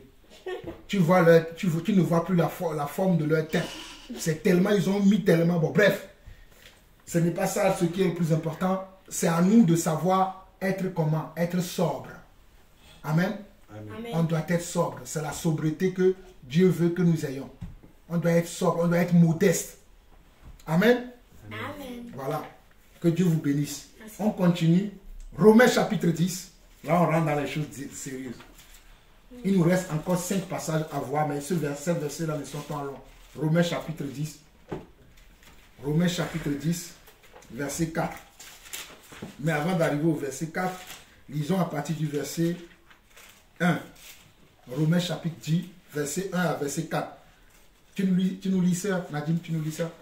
Frère, le désir de mon cœur le plus cher et ma prière de Dieu pour Israël, c'est qu'ils soient sauvés. Car je peux témoigner qu'ils ont du zèle pour Dieu, mais ce zèle n'est pas selon une connaissance correcte. En effet, ne comprenons pas comment Dieu rend les hommes justes et cherchant leur propre façon de l'être, ils ne sont pas soumis à la voie de Dieu pour rendre les hommes justes. Car le but que vise la Torah, c'est le Messie, qui offre la justification à tous ceux qui mettent leur confiance en lui. Amen. Amen. Vous avez vu? Si vous n'avez pas vu, je relis pour vous. Frères, le vœu de mon cœur et ma prière à Dieu pour eux, c'est qu'ils soient sauvés. Ici, Paul parle de sa nation. Paul parle ici des Juifs. Paul veut que les Juifs soient sauvés. Il veut que les religieux qui sont en Israël soient sauvés. Parce que ce sont ses frères. Voilà pourquoi il dit, frères, le vœu de mon cœur et ma prière à Dieu pour eux, c'est qu'ils soient sauvés. Je leur rends le témoignage qu'ils ont du zèle pour Dieu, mais sans intelligence. Les Juifs ont le zèle pour Dieu. Ils sont dans les sabbats, dans le Yom Kippour, dans le Sukkot, dans la fête du tabernacle, dans le Pentecôte, tout ça. Mais Paul reconnaît que je leur rends le témoignage qu'ils ont du zèle pour Dieu, mais c'est sans intelligence. Leur zèle est dépourvu comment? De l'intelligence divine, parce qu'ils n'ont pas qui? Parce qu'ils n'ont pas Christ. Et il continue. Ne connaissant pas la justice de Dieu et cherchant à établir leur propre justice, ils ne se sont pas soumis à la justice de Dieu. Donc les Juifs là, ils ne connaissent pas la justice de Dieu. La justice de Dieu, c'est qui? C'est Jésus. C'est Yeshua Mashiach qui est la justice de Dieu. Mais eux, ils ont refusé de le reconnaître. Ils ont refusé de l'accepter comme leur Seigneur et leur Sauveur. Ils ont refusé de l'accepter comme l'envoyé de Dieu. Souvenez-vous quand on a vu dans Jean chapitre 10, Jean chapitre 3, tout ce que Jésus disait et qu'eux, ils refusaient de l'accepter. C'est ça qui fait qu'ils sont toujours sans intelligence. Ils ont le zèle, certes, mais c'est un zèle sans intelligence, sans esprit de Dieu. Voilà pourquoi Paul dira au verset 4, car Christ est la fin de la loi pour la justification de tous ceux qui croient. Christ est la fin de la loi pour la justification de tous ceux qui croient. Tous ceux qui croient maintenant, Jésus-Christ est la fin de la loi. De quelle loi? Les lois cérémonielles. Les lois que tu dois appliquer pour vivre par ces lois-là. Les lois de libation, les lois de culte, toutes ces lois sont abolies. Mais les lois qui sont les commandements de Dieu ne sont pas abolies. Hein. Les lois qui disent que tu dois aimer ton prochain comme toi-même n'est pas abolie. Tu dois aimer Dieu de tout ton cœur n'est pas abolie. Tu ne dois pas voler. Tu ne dois pas tricher. Tu ne dois pas convoiter. Toutes ces lois sont encore d'actualité. Mais les lois qui sont relatives au culte, les lois de libation, les lois cérémonielles, tout ce qui est relatif à tout ce qu'on a vu dans Hébreu, toutes ces lois-là, Christ a fait quoi? Est venu comment mettre quoi? Est venu mettre fin à toutes ces lois-là, afin que nous continuions à marcher maintenant dans les œuvres de Dieu, dans la paix. Amen. Nous devons marcher maintenant dans les œuvres de Dieu, dans la paix, parce que Christ est venu mettre fin à toutes ces choses-là. Voilà pourquoi voilà pourquoi Paul dit dans Romains chapitre 10, le verset 3 au verset 4, regardez bien ce qu'il dit. Il dit, ne connaissant pas la justice de Dieu, ne connaissant pas la justice de Dieu, et cherchant à établir leur propre justice, ils ne se sont pas soumis à la justice de Dieu. Donc, ils cherchent à établir leur propre justice dans ces choses qu'ils font, dans les célébrations des fêtes, dans les célébrations des cultes, qui doivent faire selon l'esprit, non selon la chair. Amen. Voilà pourquoi Paul dit au verset 4, Christ est la fin de la loi pour la justification de tous ceux qui croient. Amen. Amen. Amen. Allons dans Actes chapitre 15. Actes chapitre 15. Actes chapitre 15. Ah, il y a encore beaucoup de passages à voir, je vous disais. Sinon, on va arrêter et on continuera la prochaine fois. Actes chapitre 15. Je crois que je vais partager encore 2 passages et on va arrêter, on continuera la prochaine fois. Actes chapitre 15, pour que cela ne soit pas trop pour vous. Actes chapitre 15. Actes chapitre 15. Actes chapitre 15.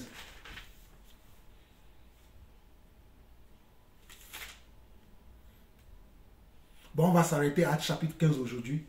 Et la prochaine fois, on verra les noces de l'agneau. Ce que nous devons nous attendre maintenant réellement de Dieu, on le verra la prochaine fois. On va s'arrêter aujourd'hui dans Actes chapitre 15. Comme ça, on passe le temps dans Actes chapitre 15 pour mieux comprendre ce que nous devons comprendre. Et la fin, ça va être les noces de l'agneau que nous verrons prochainement. Ce que nous, en tant que chrétiens, ce que nous devons espérer, entendre maintenant. Si nous n'avons plus le droit au fait, mais nous devons maintenant attendre les noces de l'agneau. Nous devons attendre l'enlèvement. Comme ça, nous parlerons de l'enlèvement. Nous parlerons des demeures qu'il y a dans le ciel. Dont Jésus a dit, il n'y a plus de demeure dans le ciel. Je m'en vais vous préparer une place. Et lorsque je préparerai une place pour chacun d'entre vous, je reviendrai vous chercher. On le verra la prochaine fois. Donc aujourd'hui, on va s'arrêter dans Actes chapitre 15. Je vais lire et je vais commenter. Comme ça, vous allez mieux comprendre. Amen. Quelques hommes venus de Judée enseignaient les frères en disant, si vous n'êtes circoncis selon le rite de Moïse, vous ne pouvez être sauvés. Vous voyez? Ça, c'est quoi ça? Qui peut me dire ce qu'on vient de lire là? On peut l'assimiler à quoi? Si les gens croient encore aux lois de Moïse, ils ne pourront pas être sauvés. Oui, ça, c'est quoi ça? En quoi on peut l'assimiler? Ça veut dire que si les gens croient encore aux saints-là, avant que Dieu soit arrivé, ils n'auront pas le salut. Oui, je comprends ce que tu veux dire, mais ça peut être quoi? Bon, pour ne pas perdre de temps, ça devient encore une tradition des hommes. On a vu, ça devient une philosophie. Regardez bien ce que les hommes disent. On dit, quelques hommes, ce que tu as dit, Samuel, c'est bon, qu'on dit que s'ils ne croient pas au rite de Moïse, ils ne seront pas sauvés. C'est vrai ce que tu as dit. Mais dans quelle catégorie on peut le mettre? C'est ça que je voulais que tu me dises. On peut le mettre dans la catégorie des traditions des hommes. On peut le mettre aussi dans la philosophie. Est-ce que vous comprenez ce que je veux dire ou pas? Parce que regardez bien la phrase. Quelques hommes venus de Judée enseignant les frères en disant, si vous n'êtes circoncis selon le rite de Moïse, vous ne pouvez être sauvés. Est-ce que c'est ce que la Bible dit? Qu'est-ce que la Bible dit? Qui peut me dire ce que la Bible dit? Oui. Qui peut me dire ce que la Bible dit? On l'a vu. Pour être sauvé, il faut quoi? Parlez fort. Pour être sauvé, il faut croire. Il faut croire en Jésus et sa parole. Voilà. Pour être sauvé, il faut croire à Jésus et croire à la parole de Dieu. Marc 16, verset 15. Allez partout le monde, prêchez la bonne nouvelle. Celui qui croira et qui sera baptisé sera sauvé. On n'a pas dit celui qui croira et qui sera circoncis selon le rite de Moïse sera sauvé. Ce n'est pas ce qui est dit. Matthieu 28, verset 16. Puis Jésus leur dit, allez faire de toutes les nations mes disciples, les baptisant au nom du Père, du Fils et du Saint-Esprit, et enseignez-leur à observer ce que je vous ai prescrit. Mais regardez ici, ce sont des chrétiens, ce sont des soi-disant enfants de Dieu, ce sont des soi-disant enseignants de la parole. Mais ils enseignent quoi? Ils enseignent des doctrines qui sont étrangères à la volonté de Dieu. Voilà pourquoi on nous dit, quelques hommes venus de Judée, comme aujourd'hui dans l'église, nous voyons aussi quelques hommes, dont j'ai donné tout à l'heure l'exemple de quelques hommes qui disent que les gens ne doivent pas mettre des boucles d'oreilles, qu'ils ne doivent pas mettre des anneaux aux doigts, même s'ils sont mariés. Ils ne doivent pas mettre des anneaux aux doigts, même s'ils sont mariés. Ils ne doivent pas boire de l'alcool. C'est interdit de boire de l'alcool. Ils ne doivent pas se marier. Il y a des lois qui sont inventées aujourd'hui. Regardez encore ici. Acte 15, verset 1. Quelques hommes venus de Judée enseignaient les frères, disant, si vous n'êtes circoncis selon le rite de Moïse, vous ne pouvez être sauvés. C'est un mensonge ça. Ce n'est pas la vérité. Parce que la vérité c'est, car Dieu a tant aimé le monde, qu'il a donné, Jean 3,16, qu'il a donné son Fils unique, afin que quiconque croit en lui ne périsse point, mais qu'il ait la vie éternelle. Il n'a pas dit afin que quiconque croit en lui et qui est circoncis selon le rite de Moïse ait la vie éternelle. Ce n'est pas ça. Amen ou non amen? Amen. Voilà, on continue. Verset 2. Paul et Barnabas eurent avec eux un débat et une vive discussion. Comme moi dans le passé, j'ai eu des débats avec des gens sur le pantalon, sur les bijoux. Mais aujourd'hui, je ne fais plus ces débats-là. Si quelqu'un ne veut pas mettre des bijoux, qu'il ne met pas. Mais si tu me vois mettre une belle chaîne au cou, ou bien comment on dit, un anneau, voilà, un beau anneau au doigt, ne viens pas me dire, frère Jean-Paul, toi tu mets encore des anneaux, tu mets encore des anneaux, tu sais pas que Dieu n'a pas créé là. Je vais dire, mon ami, laisse-moi tranquille, c'est pour la liberté que Christ m'a affranchi. Toi tu ne veux pas mettre, ne mets pas. On dit que, verset 2, Paul et Barnabas eurent avec eux un débat et une vive discussion. Vous voyez, les débats sont toujours dans la parole. Paul et Barnabas ont eu avec ces gens-là qui sont venus avec cette philosophie. Si tu n'es pas comment circoncis selon le rite de Moïse, tu n'es pas sauvé. Il y a encore des gens aujourd'hui qui pensent ça. Cette même théorie-là, il y a encore des gens qui croient ça aujourd'hui. Et ils ont eu un débat avec eux. Et les frères décidaient que Paul et Barnabas, ils n'ont pas trouvé de compromis. Dans leur débat-là, ils ne se sont pas entendus. Ils n'ont pas trouvé ce qu'ils doivent faire exactement. Donc, ils ont décidé. Regardez ce qu'ils ont décidé. Et les frères décidèrent que Paul et Barnabas et quelques-uns de leurs montèrent à Jérusalem vers les apôtres et les anciens pour traiter cette question. Je rends grâce à Dieu à l'apostolat qu'il m'a donné. Parce que l'apostolat m'a donné beaucoup de révélations de la parole de Dieu. Voilà pourquoi quand je prêche, je dis aux gens, je suis l'apôtre Jean-Paul. Parce que Dieu a établi premièrement dans l'église les apôtres et les prophètes. Dans l'église, c'est nous les apôtres que les gens doivent écouter. Je ne parle pas des faux apôtres, je parle des apôtres authentiques. Dans l'église, c'est nous qu'on doit écouter. Dieu a établi premièrement dans l'église les apôtres. Voilà pourquoi je prêche un évangile apostolique. Pas un évangile basé sur la philosophie et sur les traditions des hommes. Mon œil, ouais. Je continue. Verset 3. Après avoir été accompagnés par l'église, ils poursuivirent leur route et à travers la Phénicie, la Samarie, raconta la conversion des païens et ils causèrent une grande joie à tous les frères. Arrivés à Jérusalem, parce que c'est à Jérusalem que se trouvaient les apôtres Pierre, Jean, Philippe et tous les autres apôtres, ils se trouvaient où? Ils se trouvaient à Jérusalem. Donc Paul et Barnabas, qui ont été à Corinthe, en Grèce, en Thessalonique, en Colosse, et en Philippe, tout ça là, ils sont revenus vers les apôtres parce qu'ils sont tombés sur des frères qui ont dit, vous prêchez un faux évangile aux gens. Et quel est le faux évangile dont ils accusaient les apôtres? Parce que vous ne les circoncisez pas selon les rites de Moïse. Alors que ce n'est pas ça ce que Jésus a dit. Jésus a dit, crois et tu seras sauvé, toi et ta maison. Il dit, celui qui croira et qui sera baptisé. Donc cela a amené les apôtres, Paul et Barnabas, à revenir vers Pierre et Paul, vers Pierre et Jean, qui sont les colonnes de l'église, pour voir quel était leur avis. Amen. Nous continuons la lecture. Au verset 4, arrivé à Jérusalem, il fut reçu par l'église, les apôtres et les anciens, et ils racontèrent tout ce que Dieu avait fait avec eux.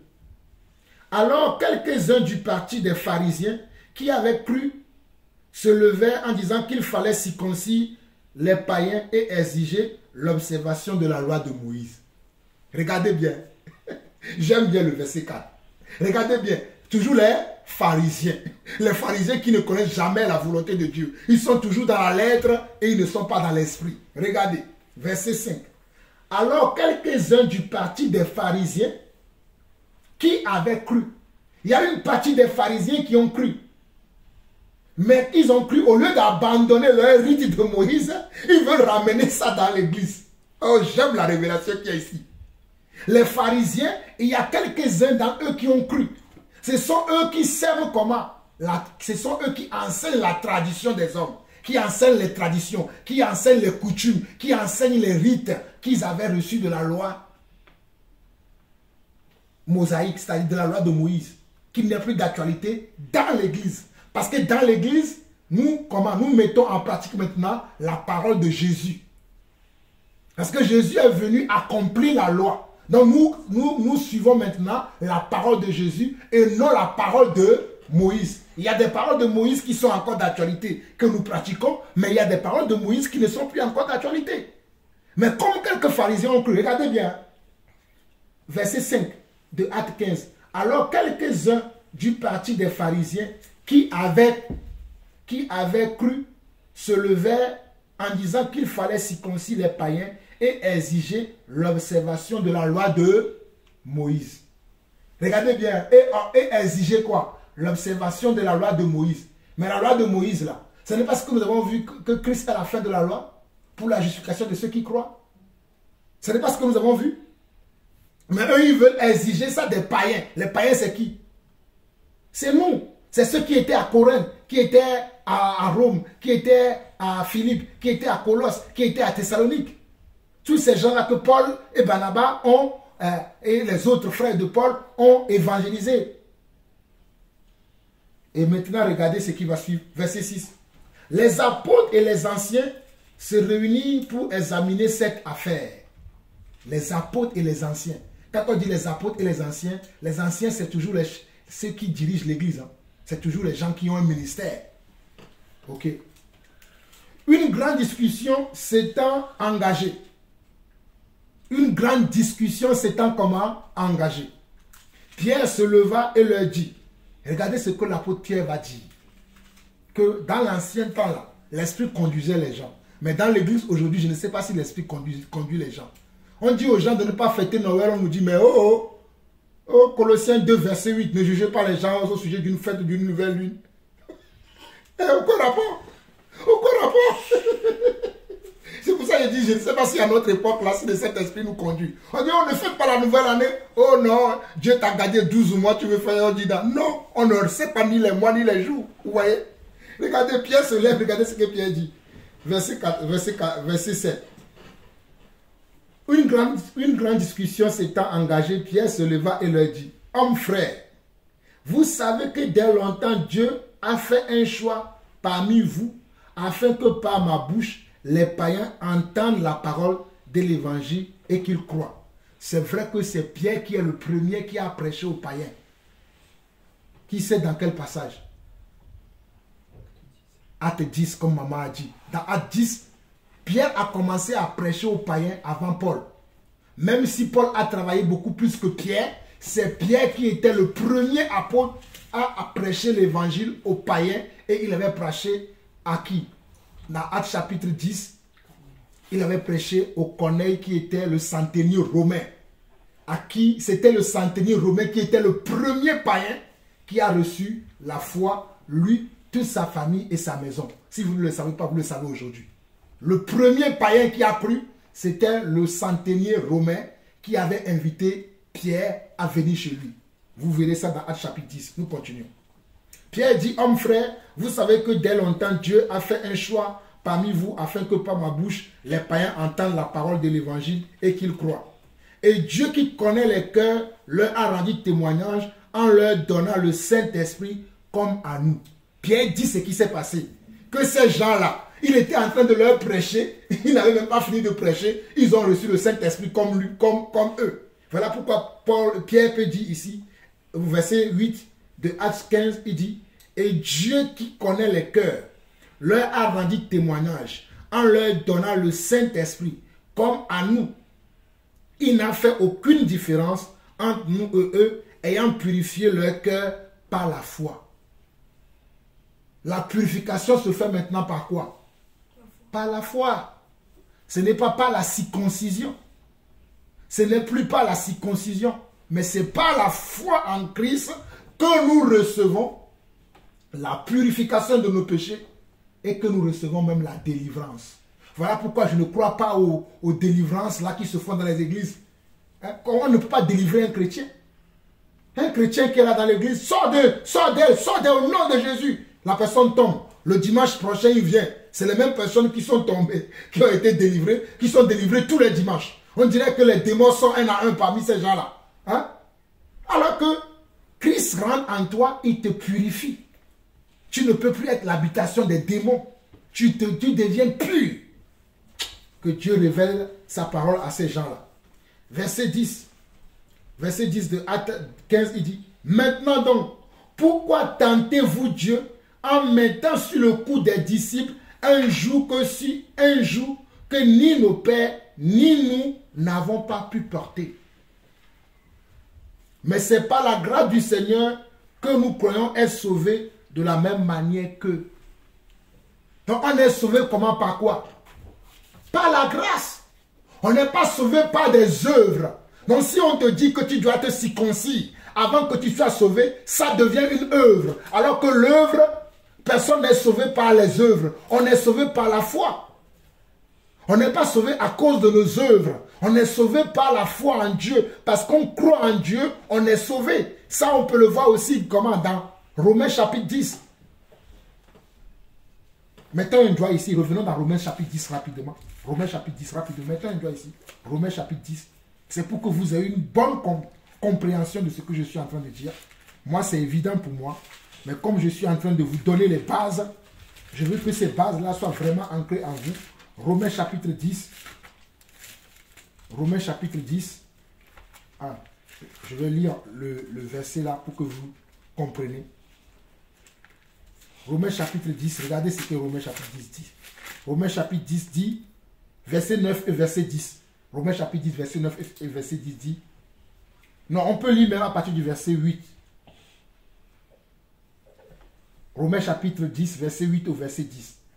Que dit-elle donc? La parole est près de toi, dans ta bouche et dans ton cœur.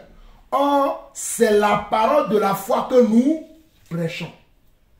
Or, c'est la parole de la foi que nous prêchons. Et cette parole de la foi, elle est dans notre cœur et elle est également dans notre bouche.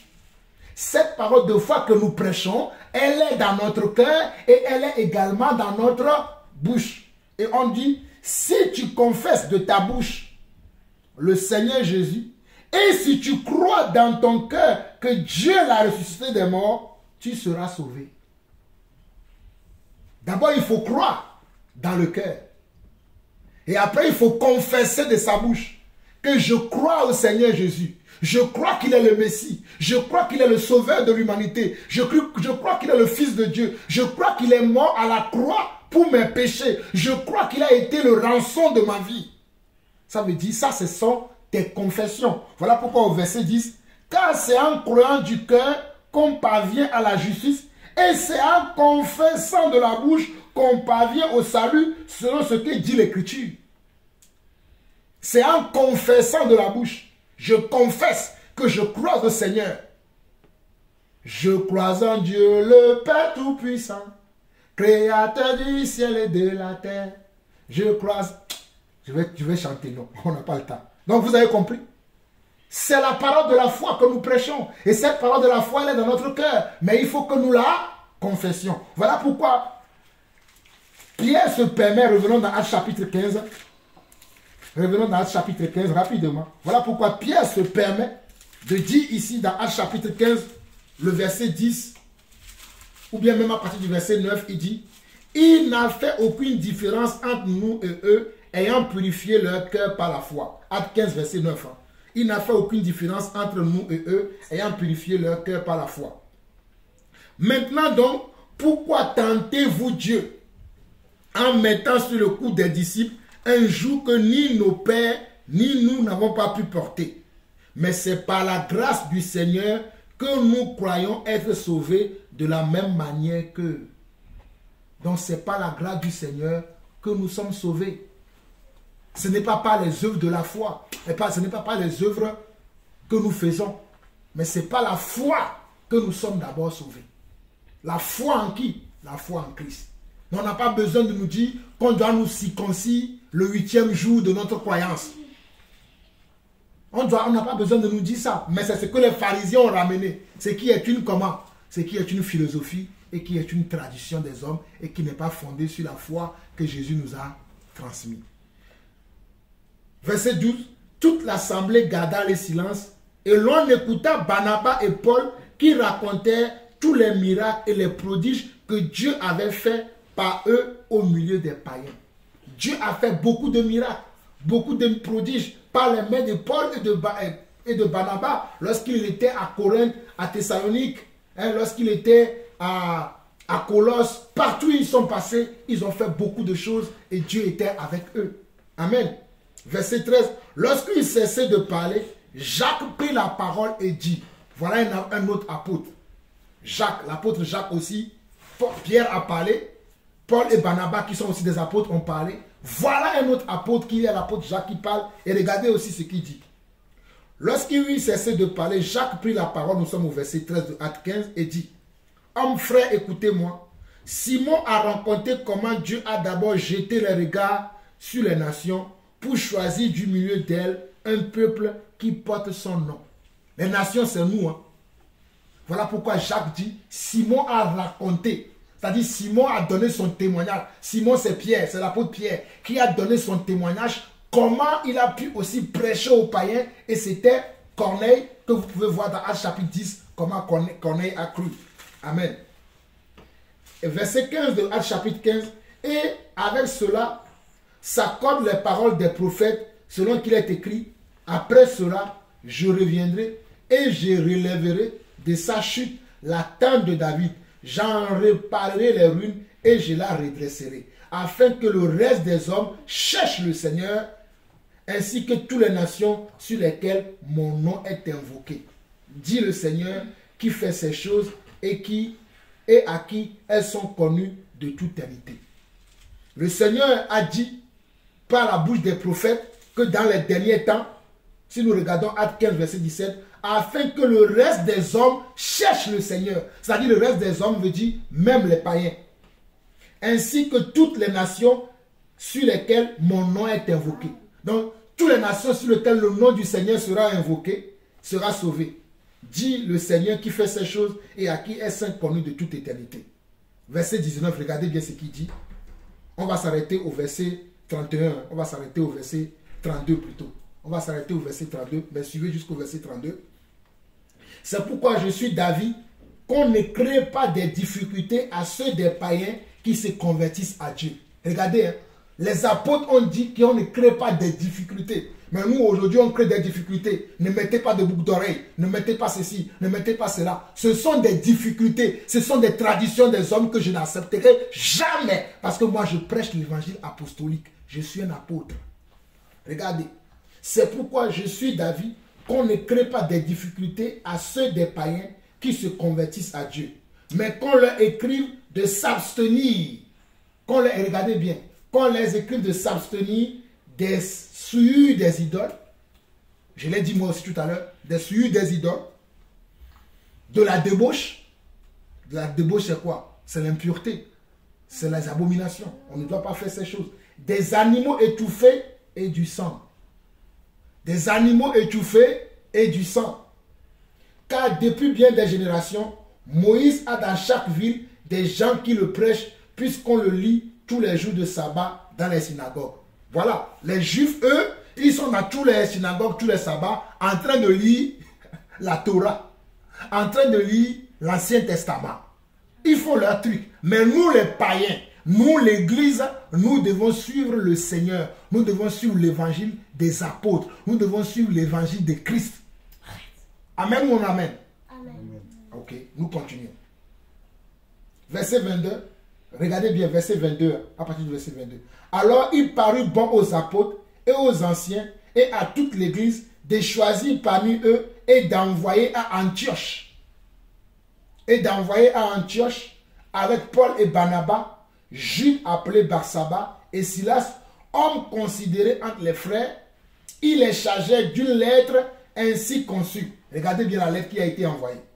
Les apôtres, les anciens et les frères, aux frères d'entre les païens qui sont à Antioche, en Syrie et en Cilicie, salut.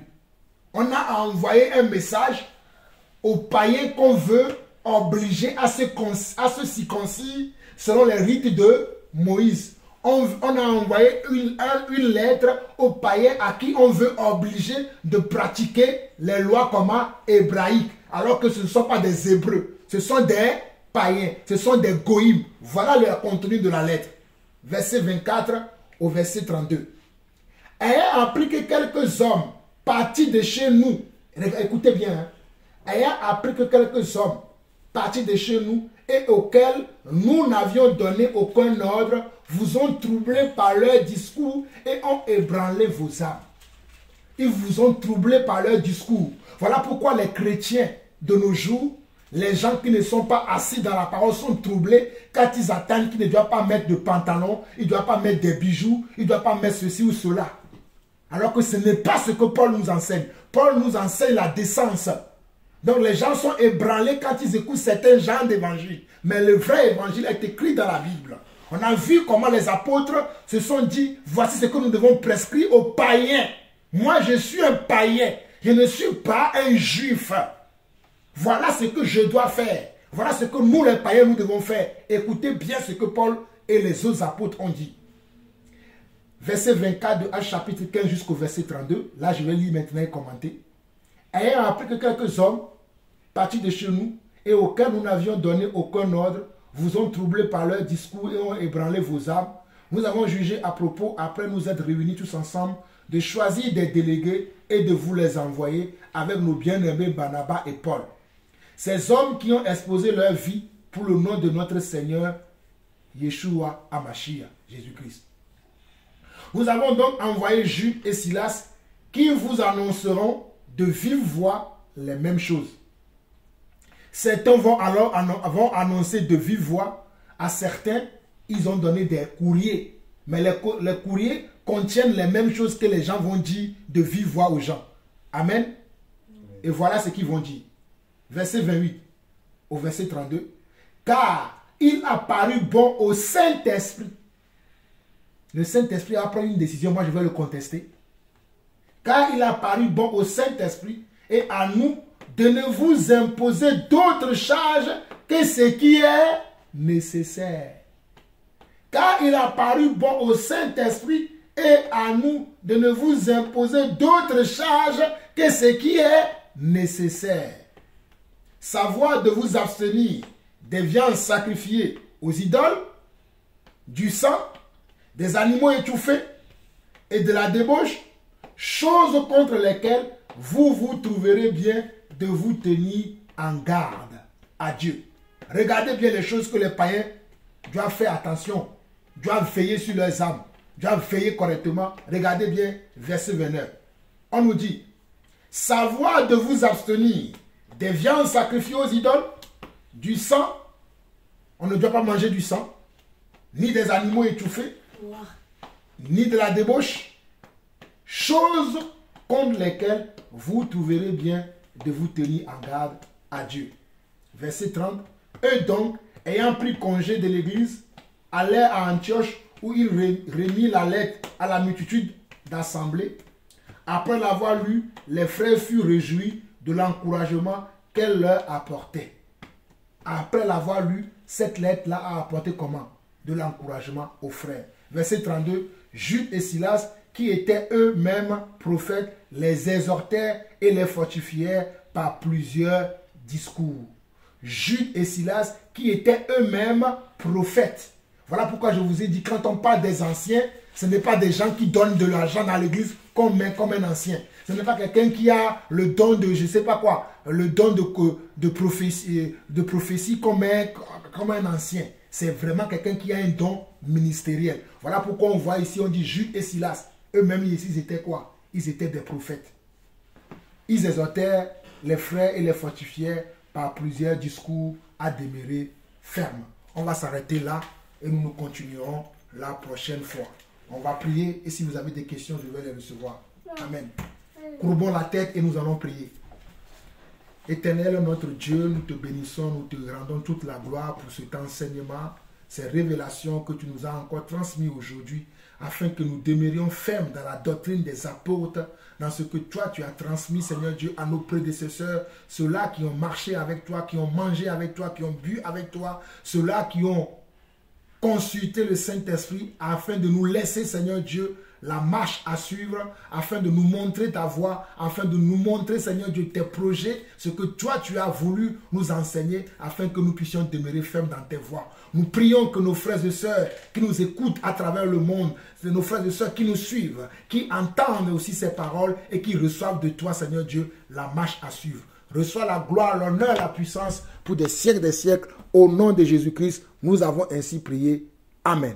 Amen. Amen. Y a-t-il des questions?